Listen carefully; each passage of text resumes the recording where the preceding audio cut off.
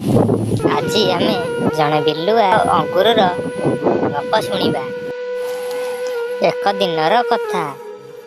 ଜଣେ ବିଲୁଆ ବହୁତ ଭୋକିଲା ଥିଲା। ସେ ଖାଇବା ଖୋଜିବାକୁ ଜଙ୍ଗଲରେ ଘୁରୁଥିଲା। ହଠାତ୍ ସେ ଗଛରେ ଝୁଲିଥିବା ରସାଳିଆ ଅଙ୍ଗୁର ଦେଖିଲା। ବିଲୁଆର ମୁହଁରେ ପାଣି ଆସି ଯାଇଥିଲା।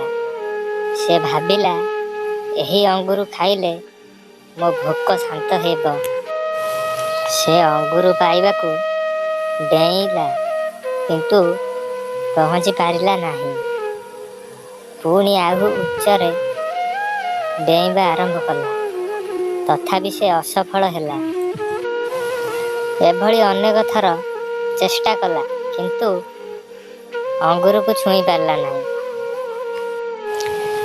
ଶେଷରେ ବିଲୁଆ ଥକିଗଲା ଓ କହିଲା, ଏହି ଅଙ୍ଗୁର ତ କଟୁ ଖଟା ହେବ, ମୁଁ ଏହା ଖାଇବି ନାହିଁ। ଏମିତି କହି ସେ ସେଠାରୁ ଚାଲିଗଲା। ଏହି ଗପରୁ ଆମେ ଶିଖିଲେ ଯେ, ଯାହା ମିଳେନି ତାହାକୁ ଖରାପ ବୋଲି କହିବା ଠିକ୍ ନୁହେଁ।